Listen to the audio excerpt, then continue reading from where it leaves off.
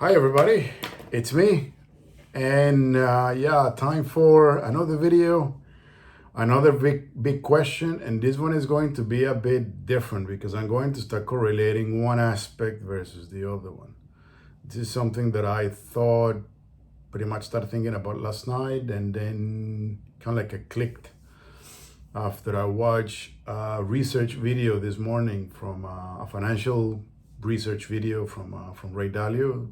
Ray Dalio is the founder of Bridgewater Associates, which is one of the most largest and most successful hedge funds in the world. And I like him because his approach is always very philosophical, not really about money. I always sense that he doesn't necessarily, he strips out the concept of money and then describes it in ways that are far more meaningful. Like he values wealth from what it means and not for what it is. And I thought that was quite interesting. But I don't know. I decided, and also yesterday on that little thing, because I was looking at the followers that I have on Instagram, and I found that number 799 quite odd, and then I hit 800. So as I promised, I'm going to ask a question to my number 800th follower, which is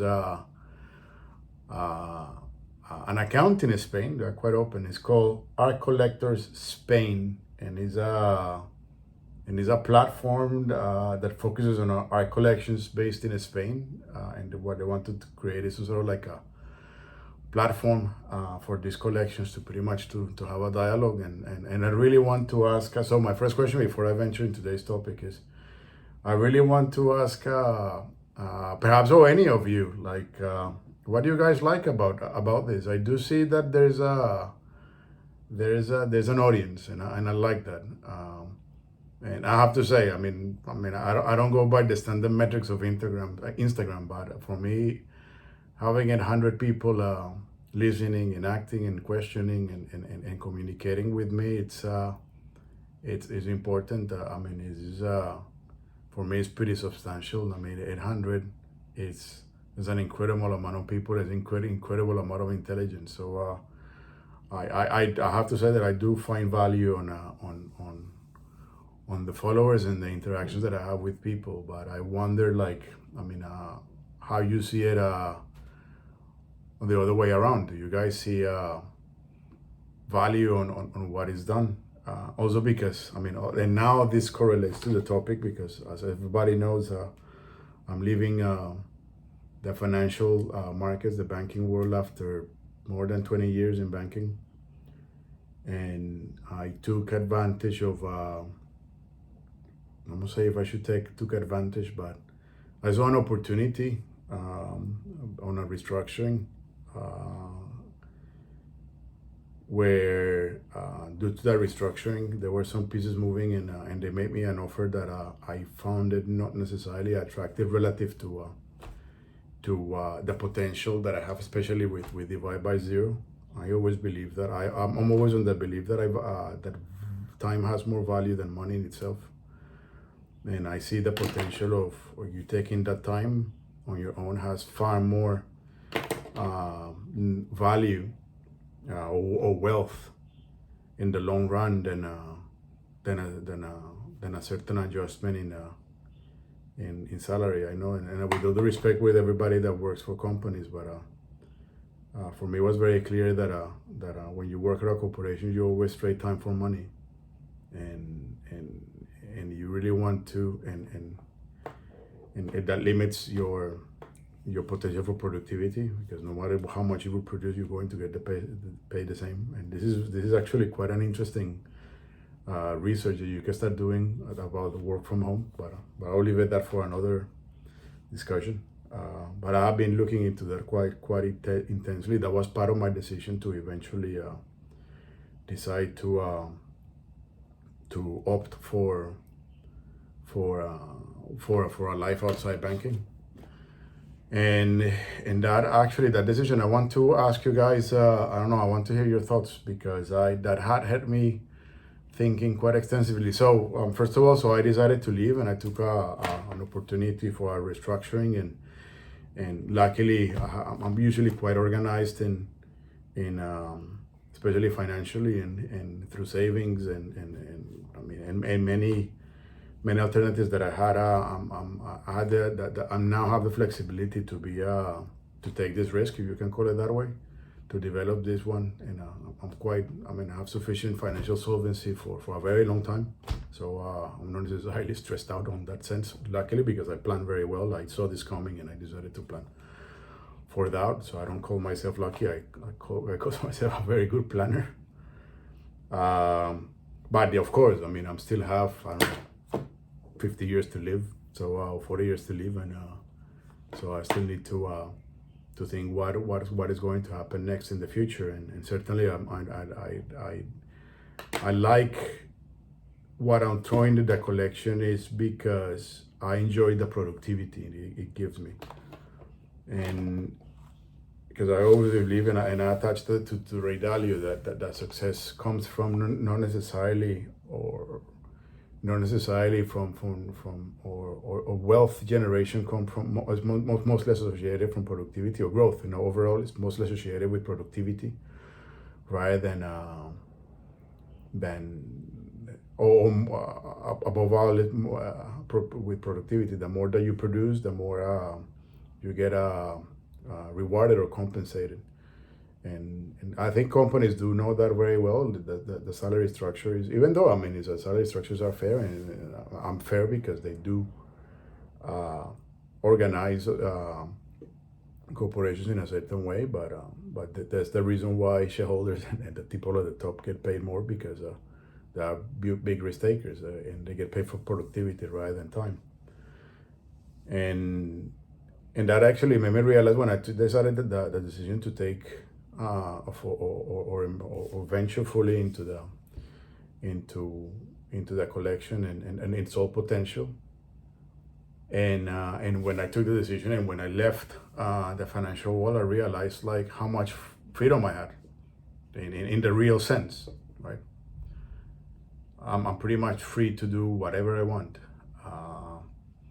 But it has its consequences. So it might have a huge reward, but it also has a big risk because, as you guys relate, I don't have the stability of a monthly check anymore. And I guess I discussed it with many artists and many people that are in a similar situation. And luckily I'm in a comfort zone because I planned for this. I saw this coming and I planned for this, and I ready up myself to move into this position. But besides that, I think that kept me thinking about freedom. Like asking like a bigger questions, and I was discussing and so about freedom and long-term visions, and then eventually concluded that I need to start thinking about long-term.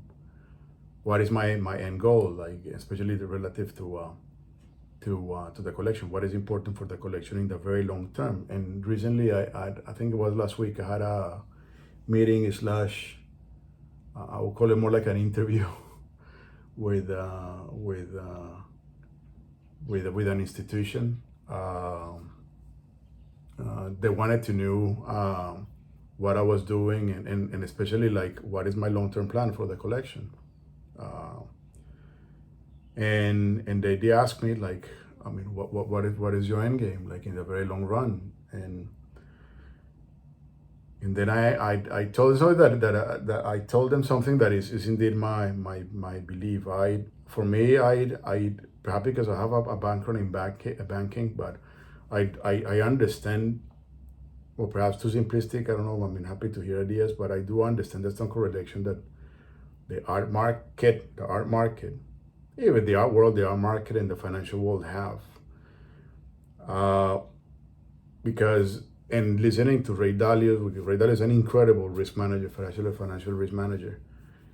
He was pointing out that what the world is looking today is for wealth preservation. And given the amount of money that it was printed, everybody probably read it on the news, then everybody's hearing about this word called inflation and money inflation, and perhaps during COVID, like that the United States printing unprecedented amount of money. That money had to go somewhere, right? And as the money started acquiring assets, there's a supply and demand, and it's going to be in this case, like I call it more like a supply-driven inflation, because there's so much money flowing that that money has to go somewhere. And then I was thinking about the artwork, because I do see that the art market currently is quite booming. I won't say inflated, because for me, inflation relative to a subjective artwork is a bit difficult to explain, but is indeed booming.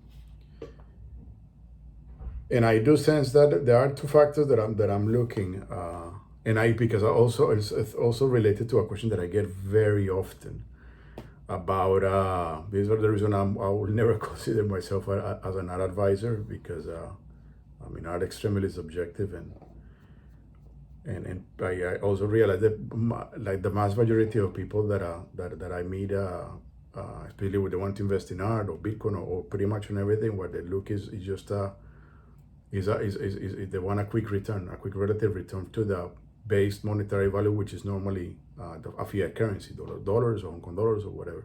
So they want like something that they buy now, and then it will accumulate in value, and they will sell it in the future, and then it will accumulate more of that base currency, or like your personal balance sheet, which isn't your fiat currency. Normally it's your dollars or Hong Kong dollars and so on. So they're looking at art is primarily to speculate, and that kept me thinking. I'm like, okay, I mean, I'm going to I want to understand, because it's kind of like a trend.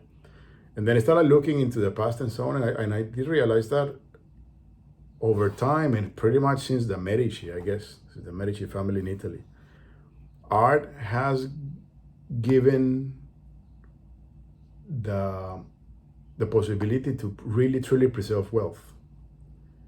And this is that relates to the question that asked me what it was my long term, and related to the Medici and related to myself.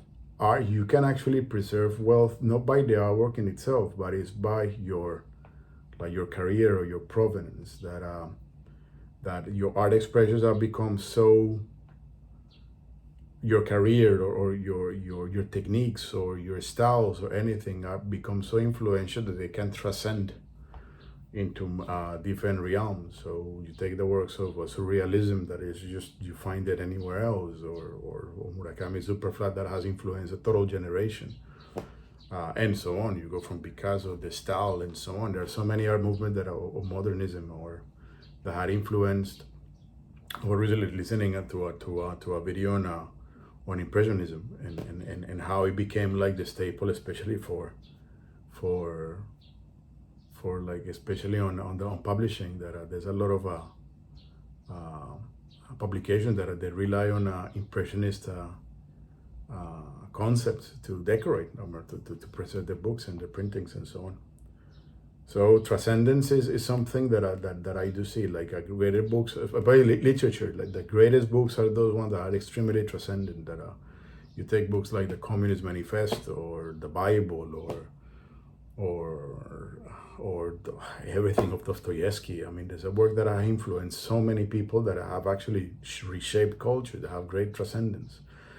And then eventually I was thinking about the Mona Lisa and so on, and the great works of the Botticelli's Venus, and these are works that are 400 years old, and I don't know, really, no, actually, maybe I'm wrong, but they are over 100 years old. I don't know the precisely how old they are, but certainly over 100 years old. And you realize that these are works that over time has retained that value.